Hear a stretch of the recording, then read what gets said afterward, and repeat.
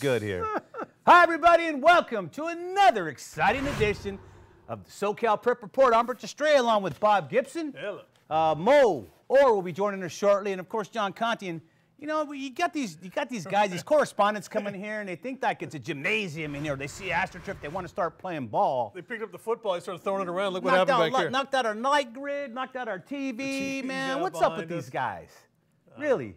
Mo, come on up right now. We're going to get started with you. How dare you, man? What are you guys doing? Well, we were trying to throw the football. We were playing catch. Well, we play catch in here too, but we don't break stuff, man. Me and Bob haven't broken anything this year. Well, I knew there was a catch to it, but I didn't make the catch. No pun intended. All right, let's start off the show.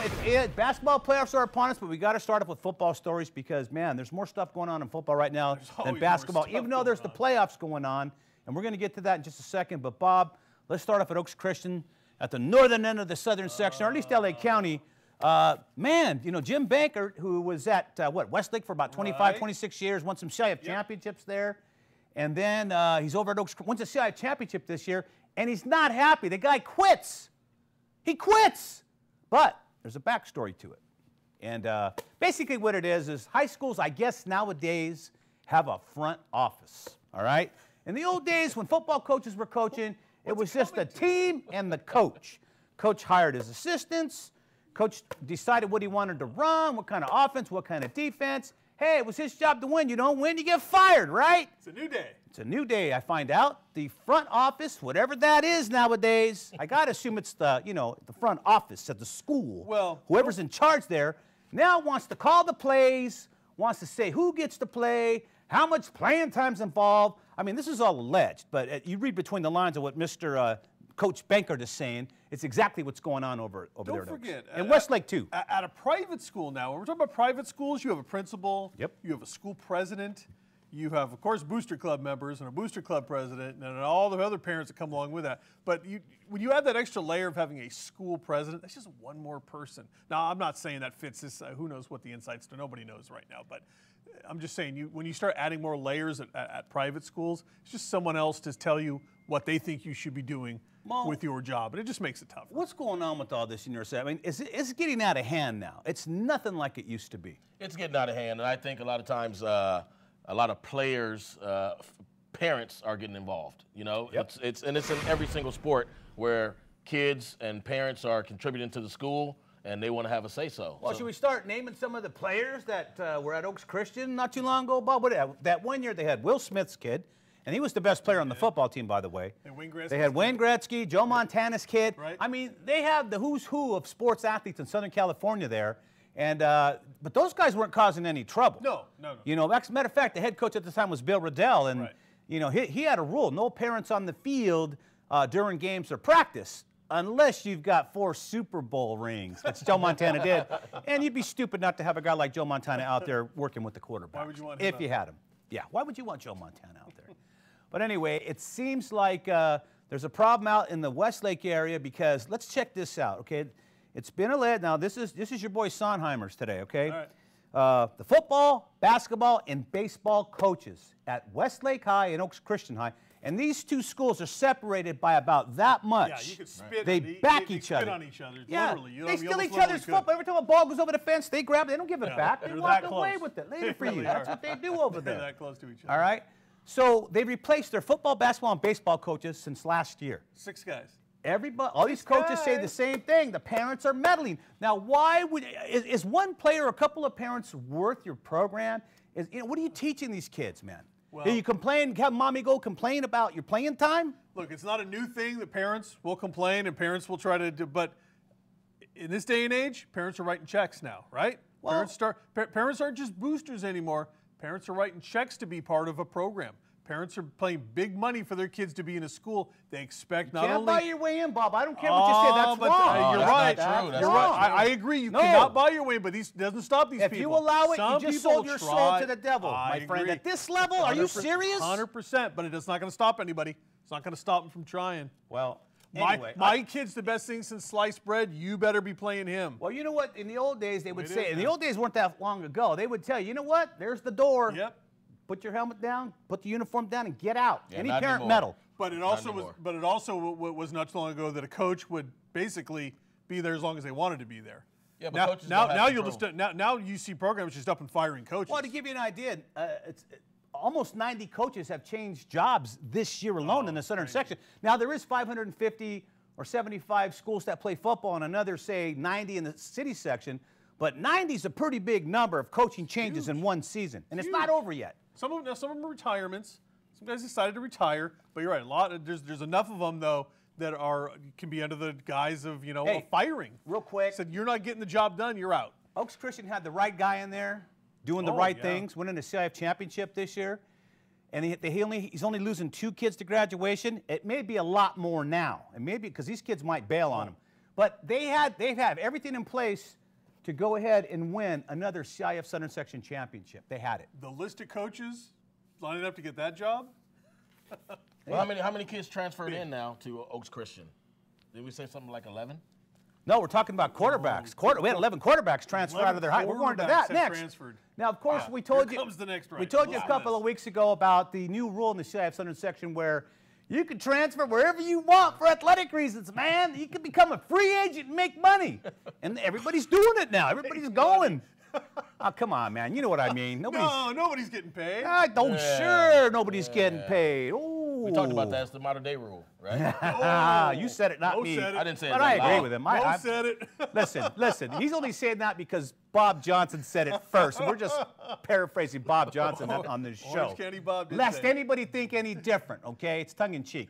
But literally now with the free agency in high school, we're seeing all the great quarterbacks are splitting. Rashad Penny left for Narbonne now. He was at Norwalk. His 2 brothers went to Norwalk. One's in the NFL. The other one's the leading rusher in the NCAA this year. He was up for the Heisman Trophy. Look, and now he's leaving. If you think you got a better chance somewhere else, the days of, he doesn't need to go. He doesn't need to leave Norwalk to go to Narbonne to get a better deal. His 2 brothers already paved the way. Why leave? Which program's better? Give me a break. Narbonne's a better program, but here's the point. But your brother's already making it. The other one's going to NFL too. But if you think you're going to get more national attention at Narbonne, just like you don't think Bryce Young transferred from LA Cathedral to Mater Dei because Mater Dei's on the national map. LA Cathedral's not on the national map, but Mater Dei is. Well, you know what? Cathedral's pretty darn good. They're a tiny little school. Mater Dei's a huge school. No, Cathedral's a tiny Bryce school. Young's got a whole thing of offers. This wild. They'll find you even if you're. Yeah, you're right. You can play anywhere, and if you're good enough, they're going to find you. Where did they find Jerry Rice? 2 of the greatest athletes of all time in the NFL, and that's what we're looking at. I mean, if you want to look at the pinnacle. They went to schools nobody ever heard of. Mississippi Valley State, I don't know where, Missouri Valley State, or there's Sisters of the South. There's great players that came from schools nobody ever heard of. Yeah, they will find you nowadays, especially with the social media. But anyways, I just think it's interesting that everybody's bouncing around, Mo, and we're going to see more in basketball this next season. I can't wait till this season's over, man. I can't look at Sierra Canyon. All those kids transferred into Sierra Canyon this year. And it's because of the parents, though, but in the program, Sierra Canyon, Bishop Montgomery, Mater Dei's, those programs have a way of getting their kids to those big-time colleges. Absolutely. So, well, they do. Absolutely, they do. Yeah. All right, let's turn our attention now. Matter of fact, we're going to go to Randy Rosenblum. Let's start off with the city section playoffs this time around. And Randy's got this for us. We are set for playoff basketball action in the LA City section. Let's start with the Open Division, and there's no surprise, one, that 4 teams from the West Valley League got into the 8-team field. The West Valley was the best league this season. Number 1, Westchester, led by the likes of Jordan Brunson and Zelly Hudson, will take on last year's top-ranked team and defending city champion Birmingham. That's 1 versus 8. The 5-4 teams are Granada Hills, another West Valley squad, against Kendall Fry and that outstanding Narbonne team that really plays nice defense and is a threat in this tournament. The number 3 seed is Taft, led by their outstanding point guard Kihei Clark, who averages 21 a game, and they'll play Crenshaw in the 3-6 game. I love this Crenshaw team, led by Dominic Winbush, their point guard, and Kevin Abekwe up front. And number 2 seeded Fairfax, led by the guard Ethan Anderson, the brilliant junior, plays number 7 El Camino Real.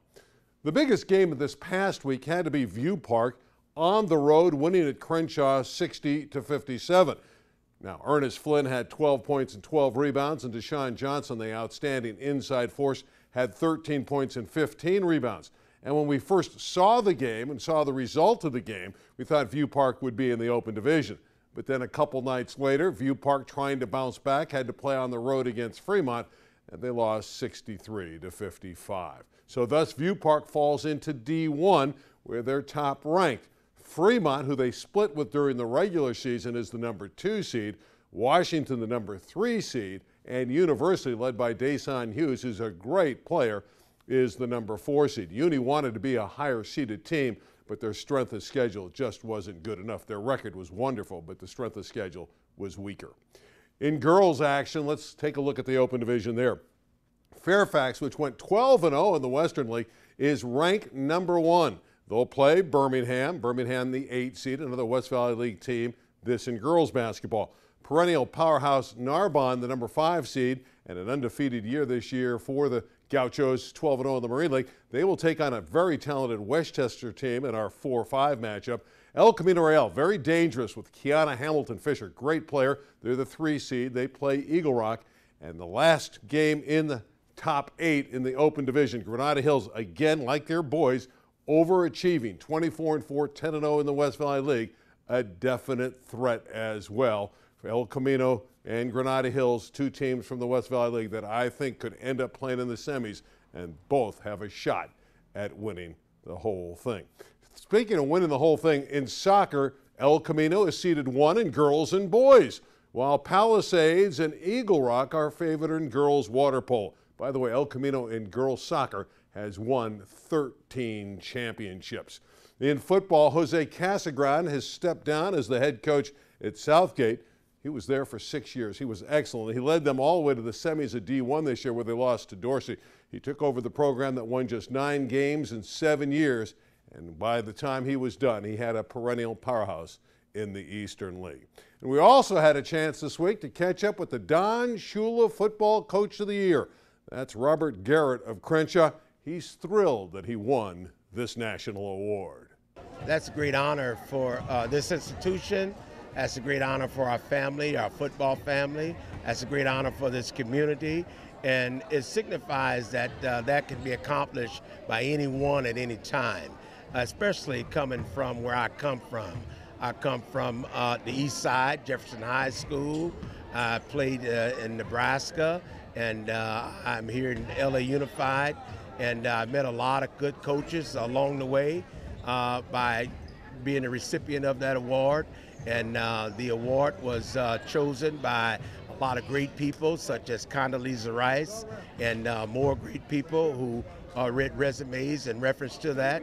The National Football League selected 32 coaches, and I was the recipient, and that is a great honor, and I am real pleased and real humbled to accept that. Rich and Bob, that's our city report. Update here in the city section, a lot going on, and man, Garrett, pretty good coach, been around a long time. Good to see him getting an award like that. Yeah, no, that's well deserved right there, and that's that's cool to see. I mean, that's a national award right there. That's absolutely. Big time. That's big time. Congratulations again. Crенshaw's big time though. They have been, a lot of state titles in basketball and football and everything else. That school just wins title after title. Absolutely, they do. All right, let's look at the southern section now. Look at the boys Open Division. Everything starts this Friday. There were games on Wednesday, but they were wild card games and stuff like that. So everything starts on Friday, the Open Division. And the first game we're going to look at is number 1 versus number 8, Bishop Montgomery against St. John Bosco. Now let me preface it by saying Bishop Montgomery was a national champion last year, and hasn't lost a game this year. Right. So to me, it's inconceivable that Bosco beats him. They've won 49 games in a row, guys. You think that, God bless Bosco. They're going to go out and give it a shot, but it's not going to happen. Bosco beat Mater Dei. That's crazy. They won 49 in a row. Mater Dei, yeah. Bosco beat Mater Dei this year, so they have a shot. Yeah. Everybody's got a shot. Mater Look, they took the Open Division. They went from 16 down to 8, which I think was a very good choice, because I think 16 was probably a little bit overpopulated in the Open Division, and also have watered down the 1AA division, I think, too. Right. So I think having 8 teams in the Open Division is the perfect amount, and everybody earned their spot there, but. Yep. Come on, we're talking about Bishop Montgomery here, and we're talking about Etiwanda on the bottom of the bracket, and I mean these are the 2 top teams. Well, again, it's inconceivable to me that Bishop Montgomery would get ousted in the first round. The only thing I could say is if they're overconfident, they'll be ousted in the first round. That's Bosco's correct. hungry, no doubt. You never know. That Trinity League has pretty good competition year-round, just like in football. 3 out of the 8 teams are from the Trinity. Yeah. So. 3 out of All right. The second game, of course, we're looking at is Sierra Canyon, Rancho Christian. Bob, Sierra Canyon's your favorite. Mo, that's your favorite team. Rancho Christian's pretty good, man. They came out of nowhere, be honest with you. I mean, they're one of the best 8 teams in Southern California. Really? We'll see. Hey, all it takes is consistency, coaching, Yeah, and execution. It does. Right? But they're newcomers, what I'm saying. Yeah. The mainstays we're not seeing so much as we used to. Yeah. Look, So- I think Andre Chevalier's got his team gelling at the right time, and I think they're playing as a team. I think we saw that in the Nike Extravaganza. They played well as a team. It's not just a collection of, Scottie Pippen's kid and Yeah. everybody there is like the son of some former NBA The player. Kenyon Martin. Yes. Right, Yeah, Kenyon Martin Martin's Jr. kid, is on that who's team. just a beast, right? But I think they're actually playing as a team right now, so I think they're a real wild card in this whole We'll thing. talk about that in a little bit. Okay, Crespi Mater Dei. This game isn't what it normally would be because Mater Dei lost all their big recruits. Bol has gone to Findlay Prep and lost the point guard to Seattle. Right. I mean, they were one of the favorites to win the national championship this year, but they're not. They're not even in the hunt. So this may be a tough game for them against Crespi. No, you still got Freeman, the point guard who's going to Harvard. I think he's still a top player, and you still have good talent at Mater Dei. Just not enough, I don't think, to challenge a Bishop Montgomery, and I'm not sure it's enough to even challenge a Sierra Canyon when you get down to it. Well, they can get out the first round because they're playing at home.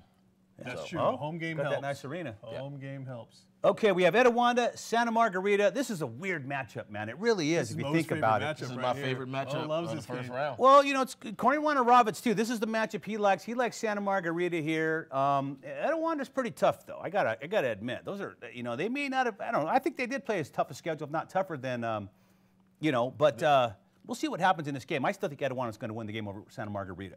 My opinion. Well, the Etiwanda is athletic. They play a fast-paced game. On the other side, for Santa Margarita, they play a slow-down game, post, pick and roll, and a lot of three-point shooters on their basketball team. A lot of size on that Santa Margarita team. If they can impose their will as it goes, then maybe they got a shot at Etiwanda's really good.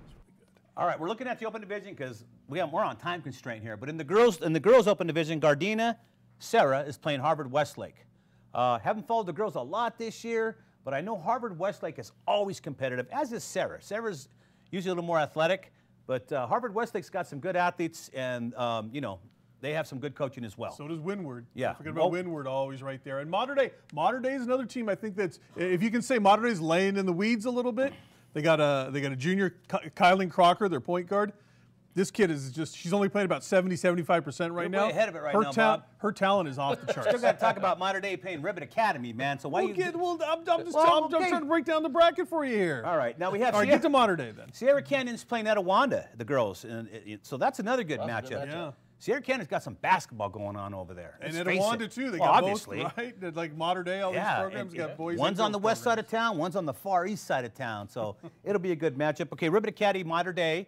Mater Dei is the 3rd seed. What do you think, Bob? You know, Ribbon Academy is called the Fighting Frogs. Did you guys know that? No, Are you I did not serious? know that. I know, I'm Don't serious. not say The that. Fighting Frogs. Don't, That's their name. don't listen to Look Bob. it up. Bob's always got. Look it up, the Fighting Frogs. Bob. Ribbon's not bad, but Mater Dei, I think Mater Dei right now, too much size inside. And like I said, their point guard, Kylan Crocker, really, really good. So with the common denominator, Bishop Montgomery is the 7th team in, the ladies, and they're going to play Windward. We know all about Windward. They're very good, very well coached. For a tiny school, man, they pack the athletes in there. They do it. And, there's nothing wrong with that. Get good. Look at Katani over at Rolling Hills Prep. I mean, he goes from a big school to the small school. His system still works. A lot of teamwork with these girls. All right, so I'm picking Windward. Sorry to say Bishop, but, Windward's just tough all the way around. Just all the way around. All right. So now let's go to Carlos Pena. He's going to bring us an update on the CI Southern Section High soccer. Desert. No, Hello, folks, and welcome to this week's SoCal Prep Report. I'm Carlos Pena, and I'm bringing you soccer. This week, playoffs. Starting off with girls soccer, Division 1. Upland and Santiago flip-flop in ranking, while Oaks Christian takes over Edison's spot at number 5. Division 2, San Luis Obispo holds on to number 1, and Warren at 2. La Mirada moves up to the number 3 spot, and Quartz Hills and Peninsula enter the dance at 4 and 5. Up next, my personal favorite division in girls soccer, Division 3. Serrano holds on to the top spot, and Oak Hills moves up. Now, last week we had Oak Hills take on Serrano. what a battle it turned into. It was physical, mental, and it was non-stop as Oak Hills came into Serrano territory and left with a 3-1 victory. Both these schools are from the high desert and are now co-league champs. Lots of experience on both sides with players who have national level experience at the club levels. With both Serrano and Oak Hills taking up the 1 and 2 spot, I'll be looking forward to them meeting deep into their Division III championship road. Keep your eyes on this division. It's going to be a fight to the bitter end. Serrano, led by midfielder Yvette Felix and freshman sensation Carly Burns, are looking to settle the score with Oak Hills, led by Amaya Lawson and Lillian Arroyo. Moving on to Division 4, and Burroughs moves on to the number 3 spot with help from Maya Morales, who also helped her football team reach playoff earlier this year. Silverado drops, and so does Eastside. Division 5, and no surprise here. As expected, Garden Grove moves up, and South Pasadena leaves the top 5. Division 6 and the mighty Riverside Prep drops to the number 3 spot from number 1. Academy for Academic Excellence, AAE, has finally made their presence known. Just like in Division 3, AAE and Riverside are co-league champs, both high desert schools as well. AAE led by a phenomenal Kelsey Bryant, who is another high desert club player with national experience. And finally, Division 7, as Providence is the only school who maintained attendance in the top 5 and moved up to the 3 spot. San Gabriel Mission, the new top dog there. Now let's take a look at boys soccer. Division 1 has Milliken move up into the top spot, while Servite dropped to number 3. Santa Barbara, Montebello, Santa Margarita stay in place. Division 2, Valencia moves up 3 spots to the top. San Luis Obispo drops to number 2, and El Rancho enters at number 5, replacing Sigerstorm. In Division 3, El Dorado stays on top, while Santiago, Estancia, and Quartz Hill enter the top 5 list. Moving on to Division 4, no real change in Division 4 with the exception of Temescal Canyon replacing West Ranch. Division 5, all new top 5 lists replacing Costa Mesa, Sierra Vista, and Indian Springs. Baldwin Parks moves up and Relins drops 1 spot. Up next, Division 6, the big division.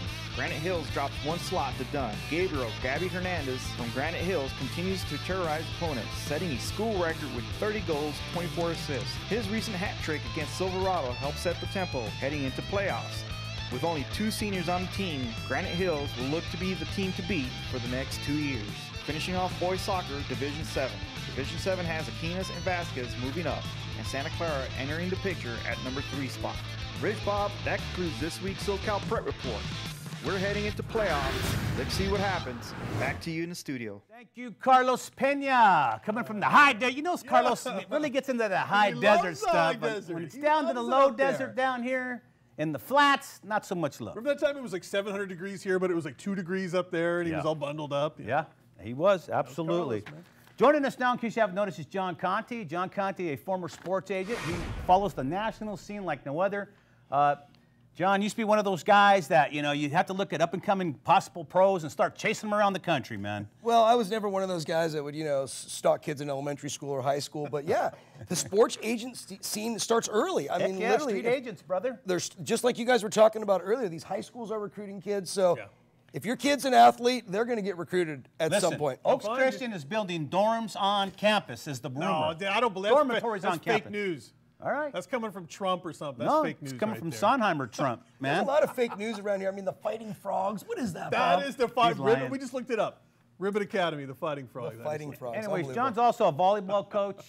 He coaches his kids' team at the elementary school level. Hey, Joey, what's happening, man? But anyways. That's big news. That is big news. They're undefeated, by the way. Undefeated. The Tustin Memorial Academy Stars, 5-0. My son Joey's doing a great job. All right. The whole team's doing a great job. Thanks for the shout out. I love it. All right. Enough of that nonsense. Let's get on with it. Let's take a look at the national scene, and we're going to start off with Bishop Montgomery. Still on top, as we mentioned earlier in the show. Bishop Montgomery is still undefeated, 49 wins in a row. They were the national champs last year. They have not lost a game this year. It's hard to move them off their perch when they have not lost a game. And Rich, I agree with you 100%. I mean, Bishop Montgomery, 49 wins. Right now, they are the champion, and I believe they're going to end up number 1. If I may jump into number 2, we've got Montverde Academy representing the state of Florida. Yep. Followed by Geyer out of Texas. Simeon representing Chicago, Illinois. McEachin out of Georgia. Finley Prep, everyone knows Finley Prep. Home of Bull Bull in Nevada. Number 8, we've got University out of Florida. Number 9, we've got Gonzaga out of D.C. And number 10, we've got DeMatha. And we have a really nice mixer. I believe last year you know, 5 of the top 10 were out of the state of California. Absolutely. This year we've got 9 states representing the national top 10. Absolutely, but let's not forget, a lot of those kids now in that top 10 came from Mater Dei, and they got spread around there like Finley Prep. They got bowl. And that's how they got into the number 7 spot. Yeah, so, you know, they could thank LA for that. But, yeah, Bishop Montgomery, again, the front runner with Mount Verdi. Now, Bishop Montgomery, their signature wins this year, they beat Sierra Canyon, Bob. Right. And I can't believe you're picking Sierra Canyon to beat Bishop Montgomery. That was then, this is now. Well, this is why? Are they any better? This is a much different Sierra Canyon. And this is a much different Bishop Montgomery No, team. it's not. Yes, it is. Absolutely maybe. it is. Everybody gets better. You're right, though. Bishop Montgomery has some players they didn't have early in the year that they have back now, too. Now, in defense everybody's got somebody. In defense of Sierra Canyon, I think their smallest guy is 7'4". Yeah, they have a huge team, but you cannot. Bishop Montgomery is going to be number 1. I don't see anybody dethroning them. They're just that good. Yeah, we'll see how it goes. I mean, I'm down with it. Let's mention Mount Verdi Academy though. They beat DeMatha, who's number 10 right now. Yep. Simeon of Chicago, Illinois, 62-60.